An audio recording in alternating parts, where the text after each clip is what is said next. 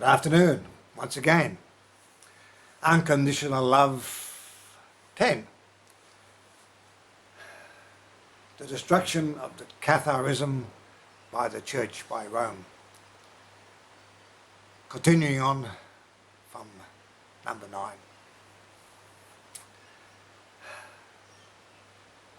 It was genocide in the extreme.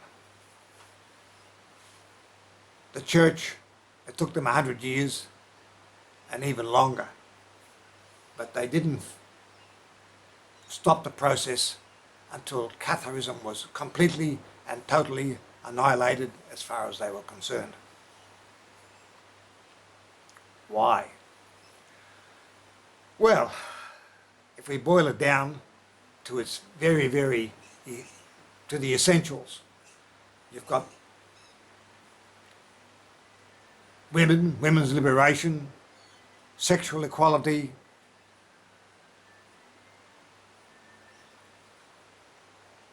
hell or the lack of hell, and reincarnation. These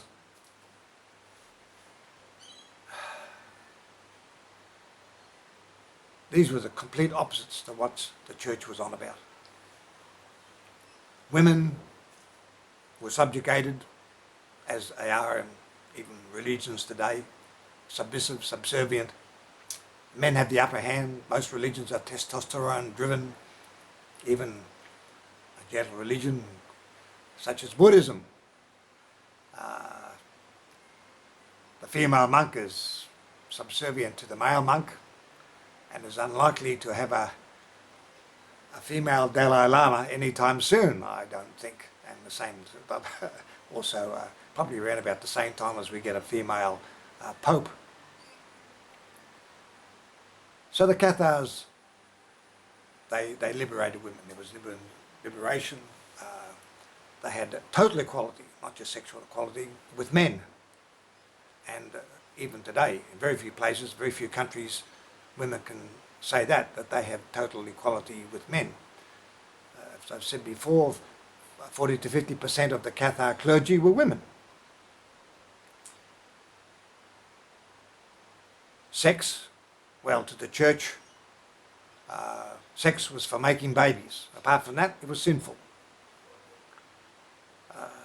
To the Cathars, sex was just a normal part of living, a normal, a natural function. No big deal. The hell, well, the Cathars, this was the, whether you went to heaven or went to hell, this was, for the medieval person, this was critical. And the Church held all the aces. They dictated whether you went to heaven or went to hell.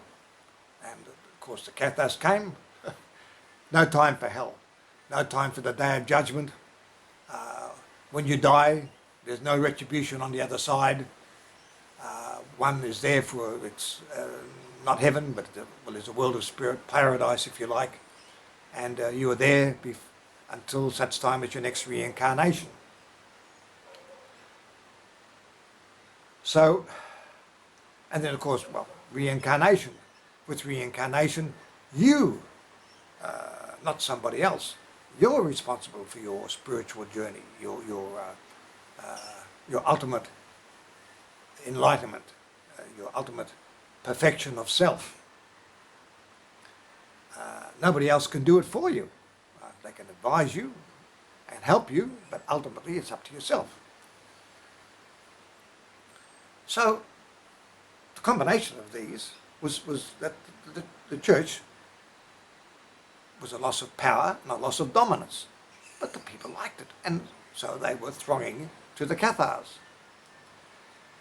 With reincarnation, there's one thing that I just feel is so unfair, is that when a child dies, whether it's 1, 2, 3, 4, 5, 6, 7, 8, 9 or 10, when a child is loved that dies, it can really devastate a family. I've seen it, we've all seen it. But with reincarnation, you know that that child is going to be reincarnated. May not necessarily be in your family circle, but you know that child will be reincarnated, and there is a good chance that you can meet up with your child once again. A story. There was this Indian couple, and they had this beautiful child which tragically died, and it devastated them. The sun and the moon had disappeared from their lives. They just couldn't function as they did before. The marriage was disintegrating, but some friends said, look, go to the mountains. There's a village up there, and in that village there's a guru, a wise man, always smiling, always laughing, can see the positive side of everything. Go and see him.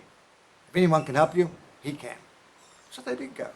And sure enough, there he was, smiling and laughing.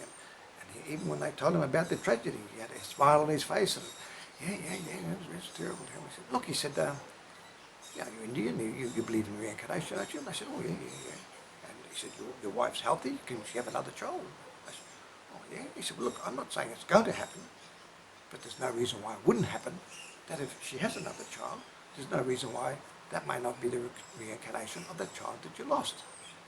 He may have been here to help teach you how to handle grief, such as this situation that you're in at the moment. But so that could well and truly happen.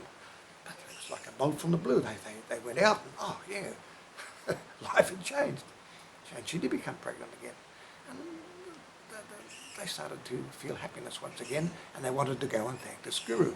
And as they went back, and as they neared his house, they could hear these cries and wails and screams, and oh, someone was really in pain and someone was crying.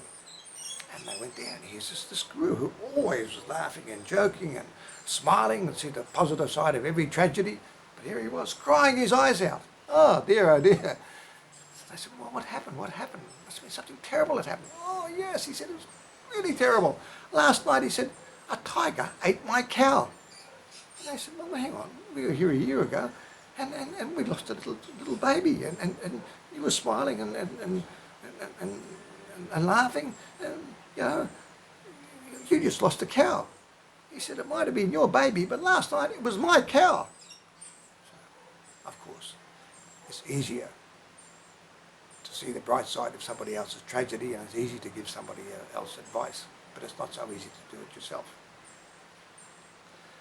But we can see that with reincarnation, that it takes away the dominance of another power. It's up to yourself.